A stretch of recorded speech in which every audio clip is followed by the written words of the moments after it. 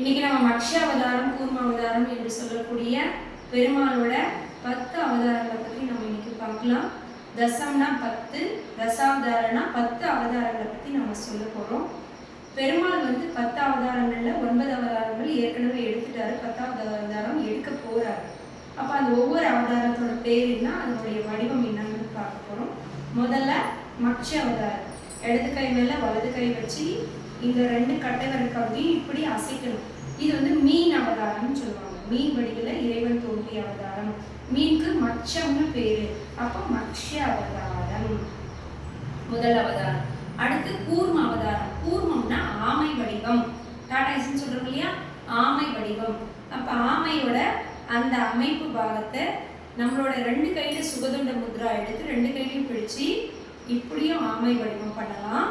இல்லாட்டி இப்படி நம்மளோட கை பகுதிகளை சேர்த்து இறுதியா இருக்கிற அந்த 2 விரல் பகுதியை மட்டும் இப்படி வச்சு இப்படியும் ஆமை வடிவம் பண்ணலாம். கூர்ம அவதாரம்.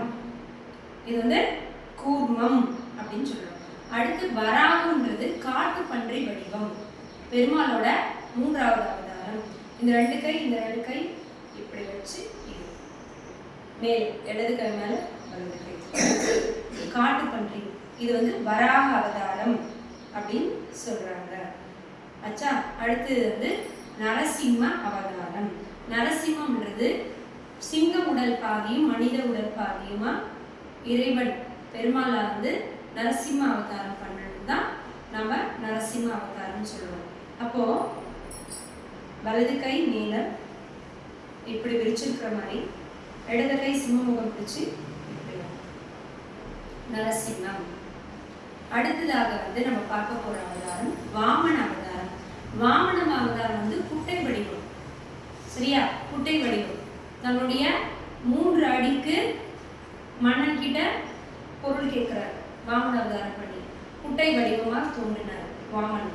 அப்போ தன்னுடைய கையில ஒரு இதுல குடை வச்சிருப்பார், ஒரு கையில அந்த தீர்த்த வாளி வச்சிருப்பார். அதனால வாமன அவதாரம். இடது கை மேல ஜூசி, வலது கை கீழே தாமரைச்சூடம். வாமனம். அடுத்தது பரசுராம அவதாரம். பரசுராம அவதாரம் கோடாரி வச்சிருப்பாரு சுவாமி. இந்த கை வலது கையில கர்த்தரை முகம் பிடிச்சு இப்படி வரணும். பரசுராம அவதாரம். பரசுராம கோடாரி அவதாரம் வச்சிருப்பாரு, கோடாரி வச்சிருப்பாரு. அடுத்தது ஸ்ரீராம அவதாரம். ராமர் வில் அம்பு வச்சிருப்பாரு. அதனால இந்த வில் அம்பு பிடிச்சிருக்கிற மாதிரி ராம அவதாரம். இடது கையில சிகரமும் வலது கையில கடகாமுகம் பிடிக்கணும். ஸ்ரீராம அவதாரம். அடுத்தது பலராம அவதாரம்.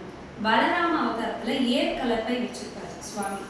ஏற்கலப்பைன்றது இந்த காலத்துல நம்ம டிராக்டர்லாம் பயன்படுத்துறோம்.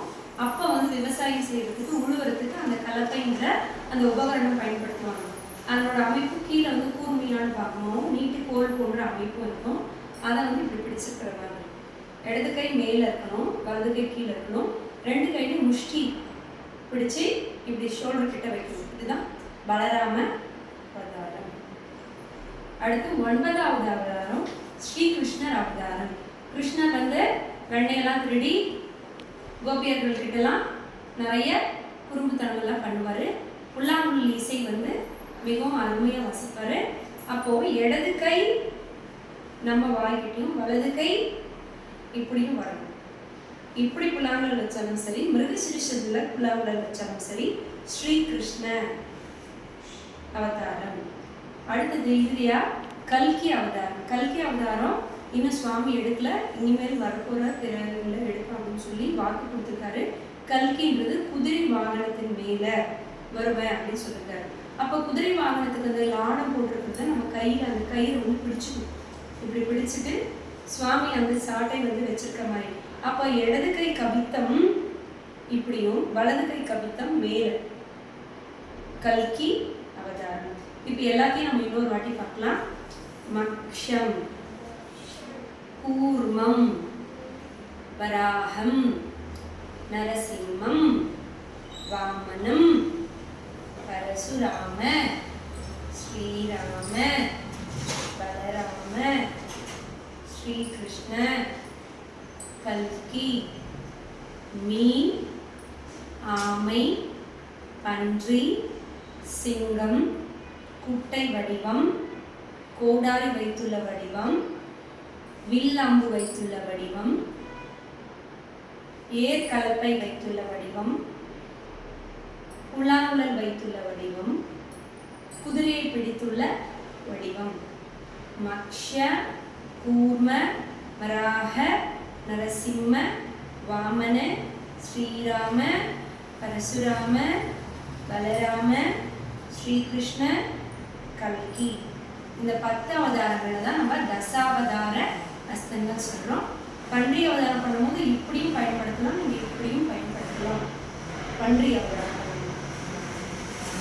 சரியா? இதுதான் தசாவதார